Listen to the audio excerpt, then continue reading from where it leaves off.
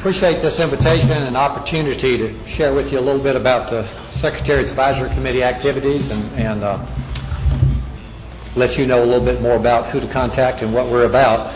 Committee, I think, formerly was known as the Secretary's Advisory Committee on Foreign Animal Diseases of Livestock and Poultry. It has been renamed and had its mission changed a little bit, and you can see that on the slide. What we're charged, our purpose that we were given when we started. In addition to traceability, which Victor's right has dominated most of the discussions, and I'm going to come back to, I did want to let you know some of the other items that have already been on the agendas. We've had 2 meetings so far, a 2-day face-to-face meeting that kicked things off, and then we've had another meeting by phone, which most of the meetings will be by teleconference after that. But in addition to traceability, we have had presentations and discussions on laboratory preparedness, the National Animal Health Lab Network Coordinating Council, extensive presentation on aquaculture, the National Aquatic Animal Health Plan, and the National Aquatic Diagnostic Lab Network. That was new to a lot of us. We have some expertise on the committee, and a subcommittee is being formed by USDA to focus on those issues and report back to the Secretary's Committee. We've had briefings on VS 2015, as you might imagine. We've in a lot of different venues have been kept well up to date on that. We've had presentations on the One Health concept.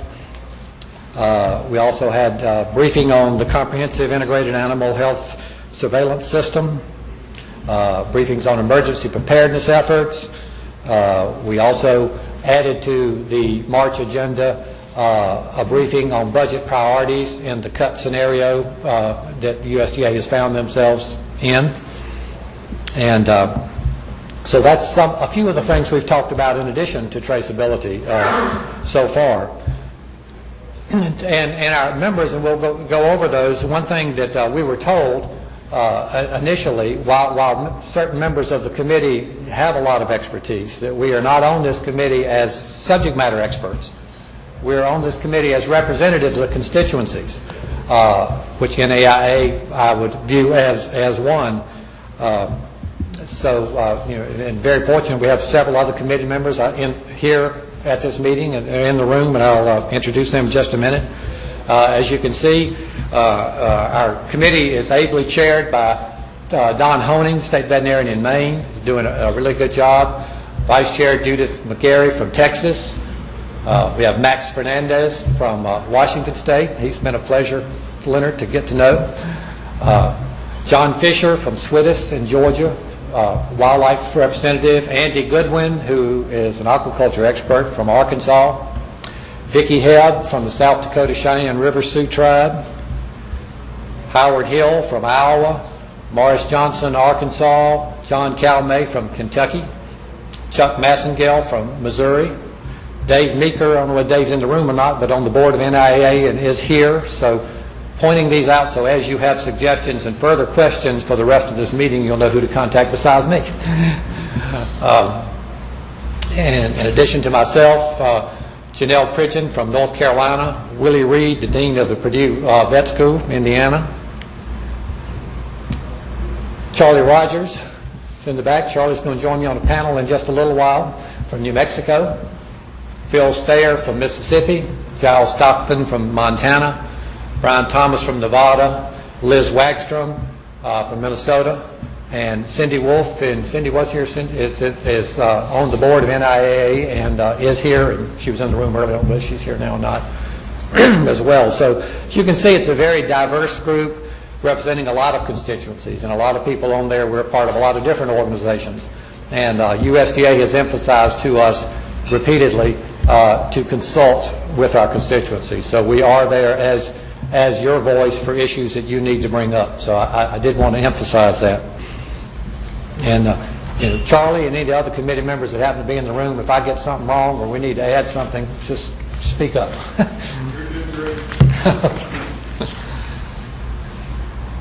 So the main issue of the day for this council is traceability. And One thing I would point out, as members of the Secretary's Advisory Committee, we have not seen the proposed rule.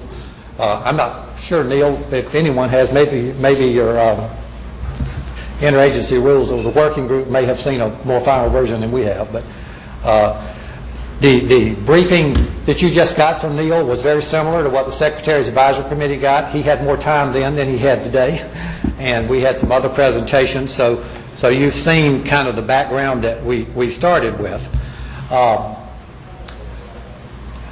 After our initial meeting and some of the discussions that were held then, people went back to their constituent groups and different concerns that were brought forward for the second meeting, and this is a list of the main items that were commented on and discussed.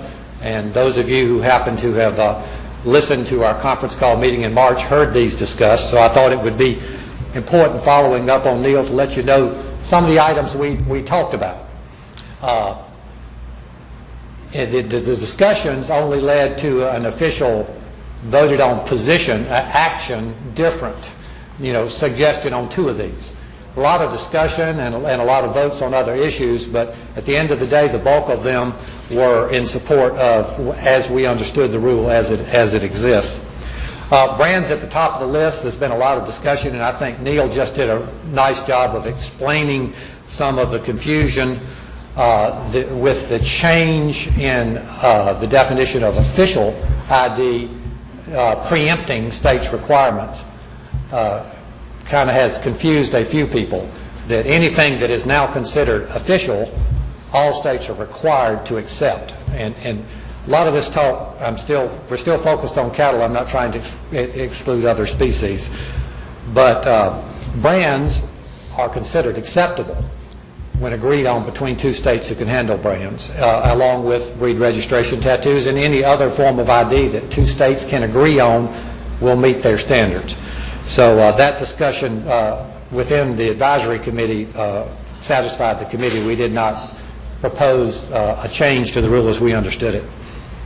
The avoidance of unfunded mandate, there is an action, and I'll bring that up. The performance standards and consequences not being in the rule, maybe delay that a little bit. Dr. Clifford has assured, I know, state animal health officials and reiterated that in the advisory committee that this would not be an unfunded mandate for the states and the state partners. And as a state animal health official in a state budget that's being cut like about 49 others, we keep reminding him of that fact that there aren't state funds available. But we have discussed that. Spent some time on the inclusion of feeder cattle. Realized the magnitude of the problem and the concerns about commerce. The committee did have a vote philosophy that not commenting on the how and the when, but it was a large majority of the committee did vote that for any system to be effective, we at some point and in some way have to include feeder cattle in the strategy. That we can't exclude them. They are part of any animal health traceability. So that was the committee's conclusion. The difficulty is how and when. We must be able, as Neil said, to do the breeding cattle and dairy cattle first, and the committee has been comfortable with that. There was a lot of discussion on the extension of the comment period, and I'm going to come back to that because there was committee action on a recommendation for that, and I'll come back to that in just a little while. Maintaining the speed of commerce. Let's see, I skip over the confidentiality. I'm sorry, I skipped over that. Wide variation. We still raise those concerns that come from a lot of constituencies. USDA has never released that information. There was some concern expressed, different emphasis by administrations and how they enforce the Freedom of Information Act. A lot of difficulty is wide variation state by state on how states treat data, and I don't know that the federal rule can address that, but confidentiality is almost a state by state issue, with some states with wide open laws, such as Dr. Holt, Florida has, and then other states like North Carolina, my neighbor, who have a law that makes that very confidential and not public information. The speed of commerce and the technology are two things that are somewhat tied together. Certainly, the concerns have been expressed by Charlie and others, and shared by most everyone, that we can't, you don't kill the goose that laid the golden egg. We have to figure out how to do this to enhance the industry and their ability to market. So that's going to be one of the challenges, and we don't think that the rule gives incentives for us to try to work that out. And when we started talking about that, then there was considerable more discussion about electronic technology advices being open and flexible. And I guess the part of that discussion that I remember on the committee was this fortifies the need for flexibility as we explore and probe the ways that will work best. And it won't be one answer for all, but the need for the option, not mandating, but the option of electronic CVIs and EIDs for those who want to do that, and the flexibility for new technologies that we hadn't thought of yet need to be maintained. We also discussed tribal sovereignty, and those with questions, we can come back to that. And there are a few members of the committee that continue to want a statement as to why, what the objectives are and why we need a traceability system. So I think Neil and them have done a good job of answering that one more time. So basically, I think hopefully that's some of the points, the questions that all of you have had. If there are additional ones, we have more meetings coming up. This kind of is reducing down to making it pretty short, and I'm giving you my impressions of what the discussion was.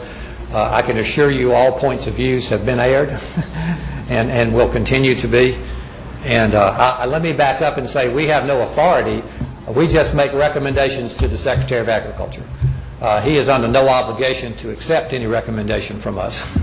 So that is the extent of what our authority is.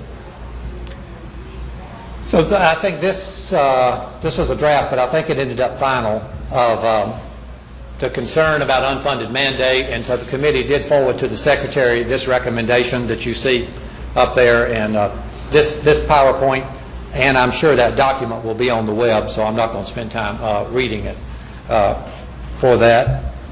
And then the other one we voted on was the comment period, and I want to elaborate a little bit on that. There were those who felt strongly that 60 days wasn't enough, comment period. There were also those on the committee who feel strongly that the final rule needs to be out on schedule next spring. The vote of the committee was to err on the side of extending the comment period. Now, whether that will be accepted or not, I don't know. The recommendation, some asked for 6 months. The compromise was to request 120 days.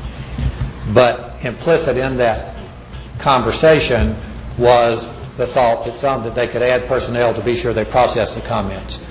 There is a concern by a substantial number of the committee members that if the final rule isn't published prior to fall election season, that the whole thing's going to be held up and we may be starting over. So that's kind of where that issue left as far as the recommendation that just went forward. Everything, transparency is the word of the day. And that is the website up there that will be available. It's USDA's website.